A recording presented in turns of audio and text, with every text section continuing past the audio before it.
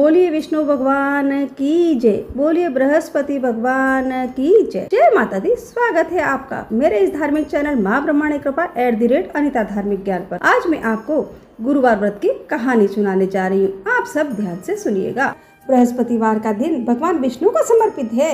कहते हैं जो व्यक्ति हर गुरुवार भगवान विष्णु की पूजा करता है और गुरुवार की कथा सुनता है, गुरु बृहस्पति की और भगवान विष्णु की कृपा से उनकी सभी परेशानियां दूर हो जाती है। लेकिन गुरुवार की व्रत कथा और पूजा के कुछ नियम है जिनका बड़ी ही सावधानी से पालन करना चाहिए। आइए जानते हैं गुरुवार के व्रत कथा और व्रत से जुड़े नियम के बारे में।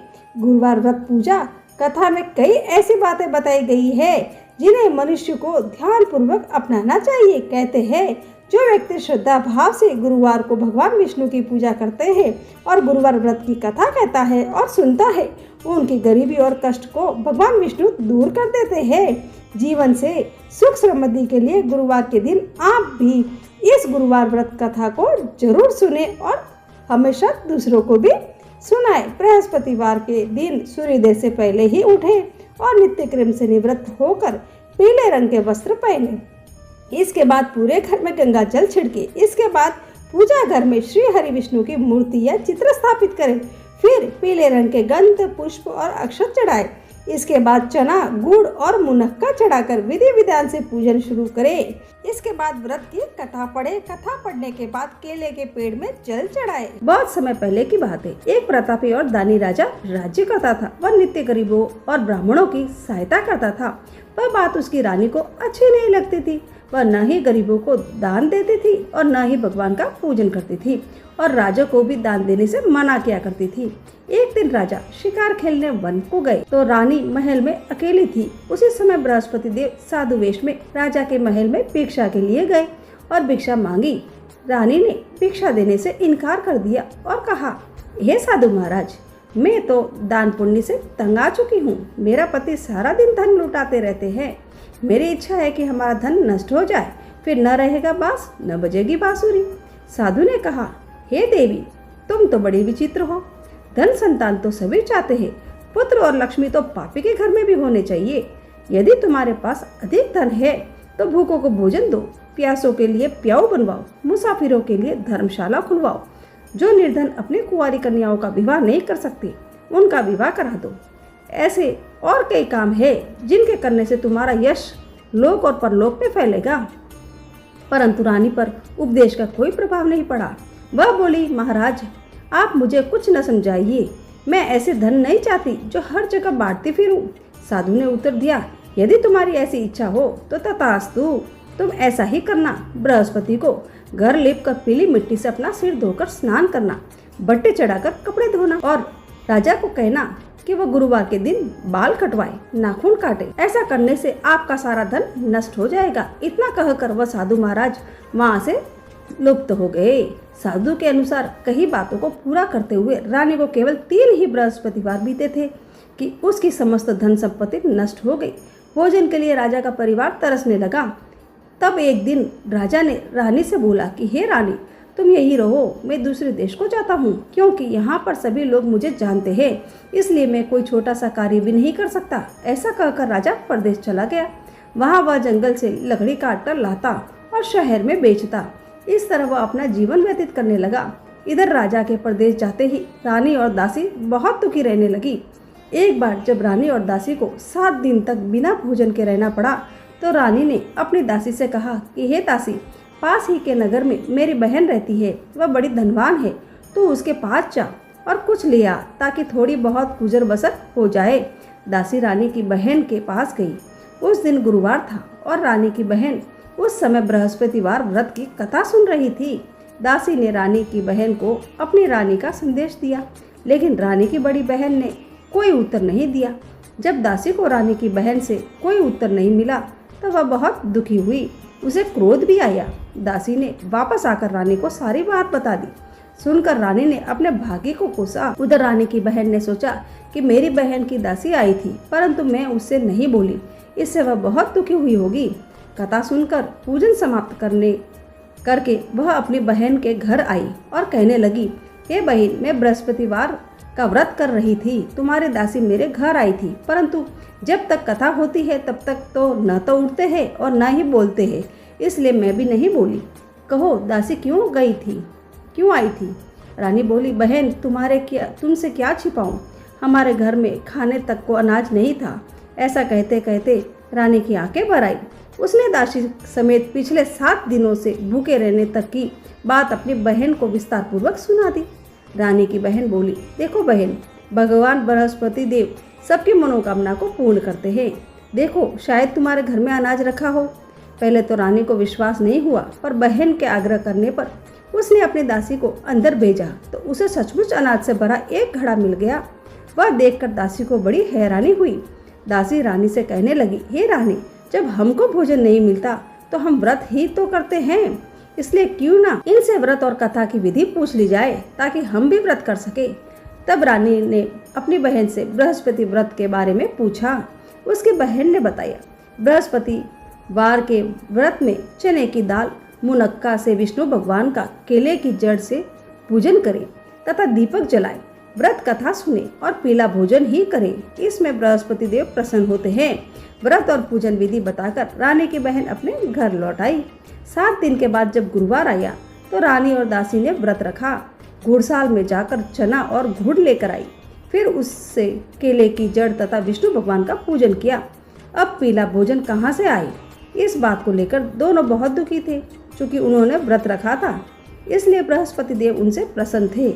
इसलिए वे एक साधारण व्यक्ति का रूप धारण कर 2 थालों में सुंदर पीला भोजन दासी को दे गए। भोजन पाकर दासी बहुत प्रसन्न हुई और फिर रानी के साथ मिलकर भोजन ग्रहण किया। उसके बाद वे सभी गुरुवार को व्रत और पूजन करने लगी। बृहस्पति भगवान की कृपा से उनके पास फिर से धन संपत्ति आ गई, परंतु रानी फिर से पहले की तरह आलस्य करने लगी। तब दासी बोली, देखो रानी, तुम पहले भी इस प्रकार आलस्य करती थी, तुम्हें धन रखने में कष्ट होता था, इस कारण सभी धन नष्ट हो गया, और अब जब भगवान बृहस्पति की कृपा से धन मिला है तो तुम्हें फिर से आलस्य होता है। तो रानी को समझाते हुए दासी कहती है कि बड़ी मुसीबतों के बाद हमने यह धन पाया है, इसलिए हमें दान पुण्य करना चाहिए, भूखे मनुष्य को भोजन कराना चाहिए और धन को शुभ कार्यों में खर्च करना चाहिए, जिससे तुम्हारे कुल का यश बढ़ेगा, स्वर्ग की प्राप्ति होगी और पितृ प्रसन्न होंगे। दासी की बात मानकर रानी अपना धन शुभ कार्यों में खर्च करने लगी, जिससे पूरे नगर में उसका यश फैलने लगा। बृहस्पतिवार व्रत कथा के बाद श्रद्धा के साथ आरती की जानी चाहिए। इसके बाद प्रसाद बांटकर उसे ग्रहण जरूर करना चाहिए। फिर एक दिन राजा दुखी होकर जंगल में एक पेड़ के नीचे आसन जमाकर बैठ गया। वह अपनी दशा को याद करके व्याकुल होने लगा। बृहस्पतिवार का दिन था। एकाएक उसने देखा कि निर्जन वन में एक साधु प्रकट हुए। वह साधु वेश में स्वयं बृहस्पति देवता थे। लकड़हारे के सामने आकर बोले, हे लकड़हारे, इस सुनसान जंगल में तू चिंता मग्न क्यों बैठा है? लकड़हारे ने दोनों हाथ जोड़कर प्रणाम किया और उत्तर दिया, हे महात्मा जी, आप सब कुछ जानते हैं, मैं क्या कहूँ आपसे। यह कहकर रोने लगा और साधु को अपनी आत्मकथा सुनाई। महात्मा जी ने कहा, तुम्हारी स्त्री ने बृहस्पति के दिन बृहस्पति भगवान का निरादर किया था, जिसके कारण रुष्ट होकर उन्होंने तुम्हारी यह दशा कर दी। अब तुम चिंता को दूर करके मेरे कहने पर चलो तो तुम्हारे सब कष्ट दूर हो जाएंगे और भगवान पहले से भी अधिक संपत्ति देंगे। तुम बृहस्पति के दिन कथा किया करो। 2 पैसे के चने मुनक्का लाकर उनका प्रसाद बनाओ और शुद्ध जल से लोटे में शक्कर मिलाकर अमृत तैयार करो।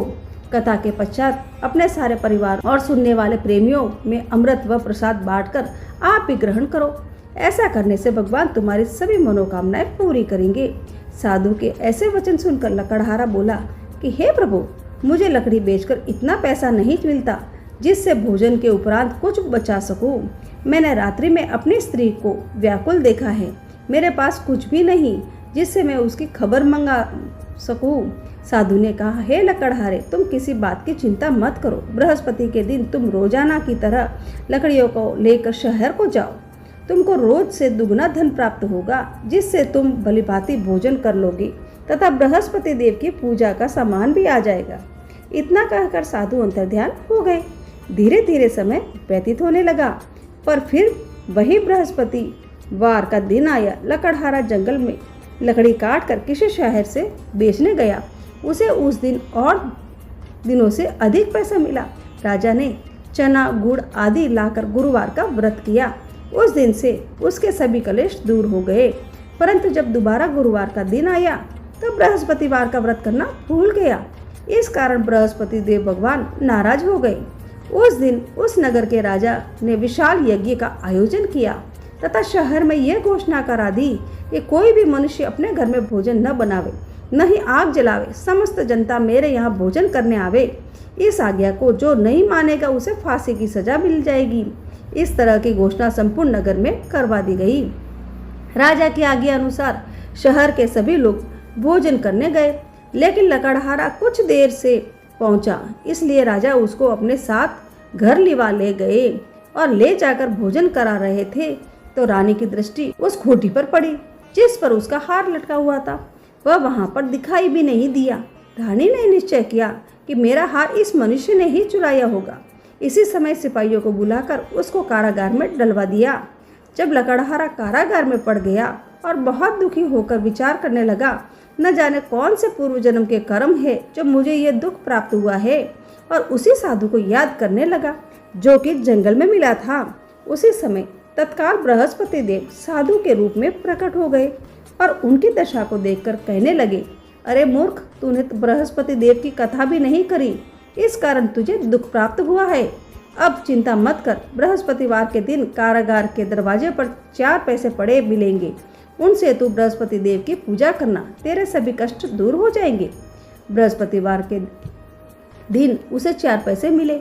लकड़हारे ने कहा, कथा सुनी, और उसी रात्रि को बृहस्पति देव ने उस नगर के राजा को स्वप्न में कहा कि हे राजा, तुमने जिस आदमी को कारागार में बंद कर दिया है वह निर्दोष है, वह राजा है, उसे छोड़ देना। रानी का हार उसी खूंटी पर लटका हुआ है।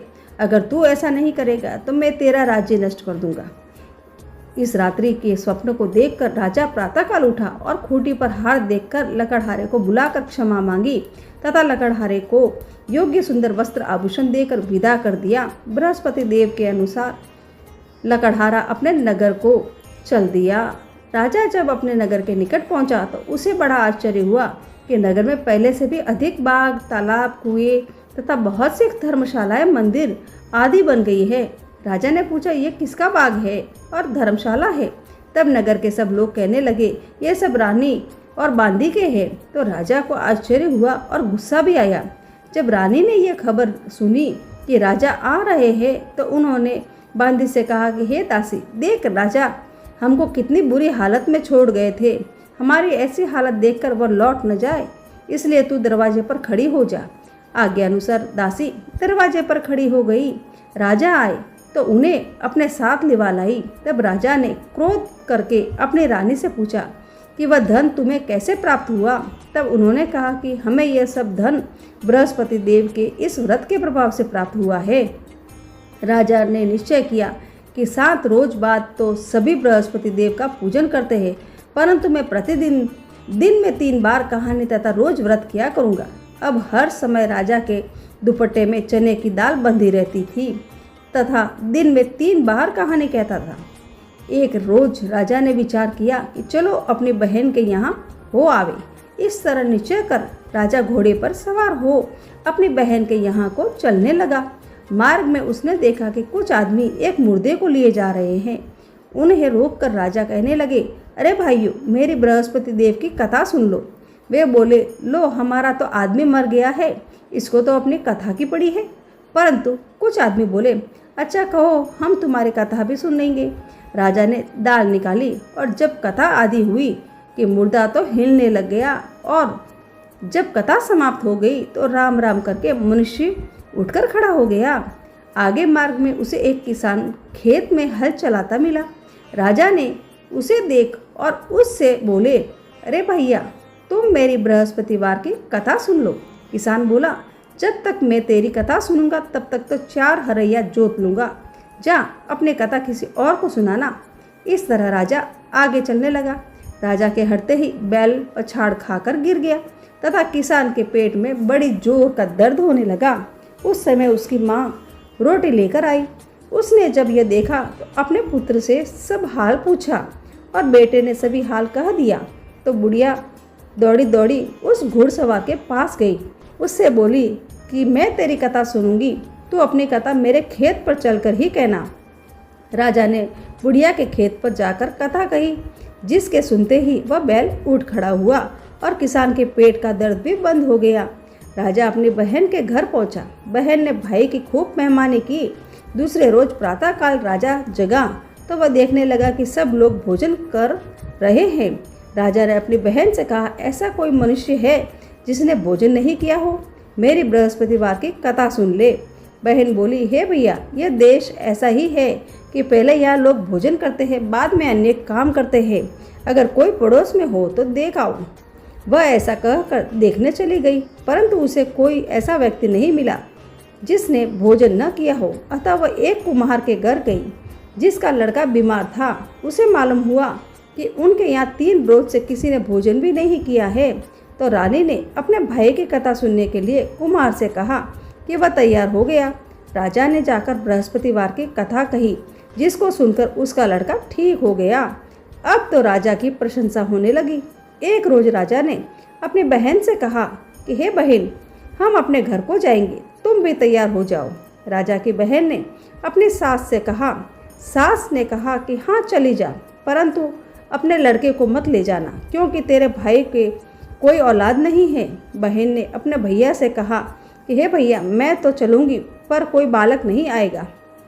राजा बोला, जब कोई बालक ही नहीं आएगा तो तुम क्या करोगी? बड़े दुखी मन से राजा अपने नगर को लौट आया। राजा ने अपनी रानी से कहा कि हम निर्वंशी है, हमारा मुंह देखने का धर्म नहीं है और कुछ भोजन आदि नहीं किया। रानी बोली, हे प्रभु बृहस्पति देव ने हम सब कुछ दिया, हमें तो सब कुछ दिया, वह हमें औलाद अवश्य देंगे। उसी रात को बृहस्पति देव ने राजा से स्वप्न में कहा, हे राजा उठ, सभी सोच त्याग दे, तेरी रानी गर्भ से है। राजा की यह बात सुनकर बड़ी खुशी हुई। 9वें महीने में उसके गर्भ से एक सुंदर पुत्र पैदा हुआ। तब राजा बोला कि हे रानी, स्त्री बिना भोजन के रह सकते हैं, पर बिना कहे नहीं रह सकती। जब मेरी बहन आवे तुम उससे कुछ कहना मत। रानी ने सुनकर हाँ कर दी। जब राजा की बहन ने यह शुभ समाचार सुना तो वह बहुत खुश हो गई तथा बधाई लेकर अपने भाई के यहाँ आई। तभी रानी ने कहा कि घोड़ा चढ़कर तो नहीं आई, गधा चढ़ी आई है। राजा की बहन बोली, भाभी, मैं इस प्रकार न कहती तो तुम्हें औलाद कैसे मिलती? बृहस्पति देव ऐसे ही है, जैसी जिनके मन में कामनाएं हैं वे सभी पूर्ण कर देते हैं। जो सद्भावना पूर्वक बृहस्पतिवार का व्रत करता है एवं कथा पढ़ता है अथवा सुनता है, दूसरों को सुनाता है, तो बृहस्पति देव उन सब की मनोकामनाएं पूर्ण करते हैं। भगवान बृहस्पति देव उसकी सदैव रक्षा करते हैं। संसार में जो मनुष्य सद्भावना से भगवान जी का पूजन व्रत सच्चे हृदय से करते हैं तो उसकी सभी मनोकामनाएं पूर्ण करते हैं। जैसी सच्ची भावना से रानी और राजा ने उनकी कथा का गुणगान किया है, उनकी सभी इच्छाएं बृहस्पति देव ने पूर्ण की। इसलिए पूर्ण कथा सुनने के बाद प्रसाद लेकर जाना चाहिए। हृदय से उसका मनन करते हुए जयकारा बोलना चाहिए। बोलो बृहस्पति भगवान की जय, बोलो भगवान विष्णु की जय। इस प्रकार मेरी बृहस्पतिवार की पहली कहानी पूरी होती है। अब मैं आपको एक और कहानी सुनाती हूँ। प्राचीन काल में एक ब्राह्मण रहता था। वह बहुत निर्धन था, उसके कोई संतान नहीं थी। उसकी स्त्री बहुत मलिनता के साथ रहती थी। वह स्नान न करती, किसी देवता का पूजन भी नहीं करती। इससे ब्राह्मण देवता बड़े दुखी थे। बेचारा बहुत कुछ कहते थे, किंतु उसका कुछ परिणाम न निकला। भगवान की कृपा से ब्राह्मण की स्त्री के कन्या रूपी रत्न पैदा हुआ। कन्या बड़ी होने पर प्रातः स्नान करके विष्णु भगवान का जाप व बृहस्पतिवार का व्रत करने लगी। अपने पूजन पाठ को समाप्त करके विद्यालय जाती तो अपनी मुट्ठी में जौ भर के ले जाती और पाठशाला के मार्ग में डालती जाती। तब ये जौ स्वर्ण के हो जाते। लौटते समय उनको बीनकर घर ले आती थी। एक दिन वह बालिका सूप में उस सोने के जौ को फटक कर साफ कर रही थी कि उसके पिता ने देख लिया और कहा कि हे बेटी, सोने के जौ के लिए सोने का सूप होना चाहिए। दूसरे दिन बृहस्पतिवार था। इस कन्या ने व्रत रखा और बृहस्पति देव से प्रार्थना करके कहा कि मैंने आपकी पूजा सच्चे मन से की हो तो मेरे लिए सोने का सूप दे दो। बृहस्पति देव ने उसकी प्रार्थना स्वीकार कर ली। रोजाना की तरह वह कन्या जौ फैलाती हुई जाने लगी। जब लौटकर जौ बीन रही थी तो बृहस्पति देव की कृपा से सोने का सूप भी मिल गया। उसे वह घर पर ले आई और उससे जौ साफ करने लगी, परंतु उसकी माँ का वही ढंग रहा। एक दिन की बात थी कि वह कन्या सोने के सूप में जौ साफ कर रही थी तो उस समय उस शहर का एक राजपुत्र वहां से होकर निकला। उस कन्या के रूप और कार्य को देखकर मोहित हो गया तथा अपने घर आकर भोजन तथा जल त्याग कर उदास होकर लेट गया। राजा को यह बात का पता लगा तो अपने प्रधानमंत्री के साथ उसके पास गए और बोले कि हे बेटा, तुम्हें किस बात का कष्ट है? किसने अपमान किया है तुम्हारा, अथवा और क्या कारण है सो कहो। मैं वही कार्य करूँगा जिससे तुम्हें प्रसन्नता हो। अपने पिता की राजकुमार ने बातें सुनी तो वह बोला, मुझे आपकी कृपा से किसी बात का दुख नहीं है, किसी ने मेरा अपमान भी नहीं किया है, परंतु मैं उस लड़की से विवाह करना चाहता हूँ जो सोने के सूप में जौ साफ कर रही थी। यह सुनकर राजा आश्चर्य में पड़ गया और बोला कि हे बेटा, इस तरह की कन्या का पता तो तुम ही लगाओ, मैं उसके साथ तेरा विवाह अवश्य ही करवा दूंगा। राजकुमार ने उस लड़की के घर का पता बतलाया। तब मंत्री उस लड़की के घर गए और ब्राह्मण देवता को सभी हाल बताया। ब्राह्मण देवता राजकुमार के साथ अपनी कन्या का विवाह करने के लिए तैयार हो गए तथा विधि विधान के अनुसार ब्राह्मण की कन्या का विवाह राजकुमार के साथ हो गया। कन्या के घर से जाते ही पहले की भांति उस ब्राह्मण देवता के घर में गरीबी का निवास हो गया। अब भोजन के लिए भी अन्न बड़ी मुश्किल से मिलता था। एक दिन दुखी होकर ब्राह्मण देवता अपनी पुत्री के पास गए। बेटी ने पिता की दुखी अवस्था को देख और अपनी माँ का हाल पूछा। तब ब्राह्मण ने उसी हाल कहा। कन्या ने बहुत सा धन देकर अपने पिता को विदा कर दिया। इस तरह ब्राह्मण का कुछ समय तो सुखपूर्वक बीता, लेकिन कुछ दिन के बाद फिर से वही हाल हो गया। ब्राह्मण फिर अपनी कन्या के वहां गया और सारा हाल कहा तो लड़के बोली कि हे पिताजी, आप माताजी को यहाँ लिवा लाओ, मैं उनसे विधि बता दूंगी जिससे गरीबी दूर हो जाएगी। वह ब्राह्मण देवता अपनी स्त्री को साथ लेकर पहुंचे तो अपनी माँ को समझाने लगी कि हे माँ, तुम प्रातः काल प्रथम स्नान आदि करके विष्णु भगवान का पूजन करो तो सब दरिद्रता दूर हो जाएगी। परंतु उसकी माँ ने एक भी बात नहीं मानी और प्रातः काल उठकर अपनी पुत्री के बच्चों की झूठन को खा लिया। इससे उसकी पुत्री को भी बहुत गुस्सा आया और एक रात को कोठरी में सभी सामान निकाल दिया और अपनी माँ को उसमें बंद कर दिया। प्रातः काल उसे निकाला तथा स्नान आदि करा के पाठ करवाया तो उसकी माँ की बुद्धि ठीक हो गई और फिर प्रत्येक बृहस्पतिवार को व्रत रखने लगी। इस व्रत के प्रभाव से उसकी माँ बाप बहुत ही धनवान और पुत्रवान हो गए। बृहस्पति देव के प्रभाव से इस लोक में सुख भोगकर स्वर्ग को प्राप्त हुए। इस प्रकार मेरी ये छोटी सी कहानी पूरी होती है। सब बोलो विष्णु भगवान की जय, बोलो बृहस्पति भगवान की जय। मैं अब आपको बृहस्पतिवार की आरती सुनाती हूँ। ओम जय बृहस्पति देवा, ओ स्वामी जय बृहस्पति देवा। छिन छिन भोग लगाऊं, छिन छिन भोग लगाऊं, कदली फल मेवा। ओम जय बृहस्पति देवा। तुम पूर्ण परमात्मा, तुम अंतर्यामी, ओ स्वामी तुम अंतर्यामी। जगत पिता जगदीश्वर, जगत पिता जगदीश्वर, तुम सबके स्वामी। ओम जय बृहस्पति देवा। चरणामृत निज निर्मल, सब पातक हरता, ओ स्वामी सब तक हरता। सकल मनोरथ दायक, सकल मनोदायक, कृपा करो बरता। ओम जय बृहस्पति देवा।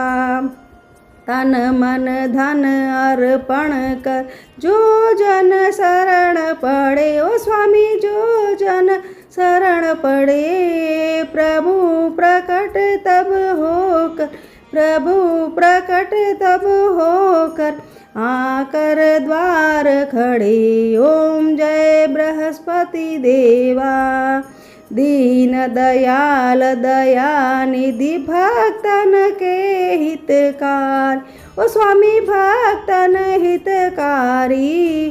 पाप दोष सब हरता, पाप दोष सब हरता, भव बंधन हारी। ओम जय बृहस्पति देवा। सकल मनोरथ दायक सब संचय हारो। स्वामी संचय हारो। विषय विकार मिटाओ, विषय विकार मिटाओ, संतन सुखकारी। ओम जय बृहस्पति देवा। जो कोई आरती तेरी प्रेम सहित गावे। ओ स्वामी प्रेम सहित गावे। जेठानंद आनंद कर, जेठानंद आनंद कर, सो निश्चय पावे। ओम जय बृहस्पति देवा। सब बोलो विष्णु भगवान की जय, बोलो बृहस्पति भगवान की जय। इस प्रकार मेरी ये कहानी पूरी होती है। जय माता दी, जय श्री कृष्णा।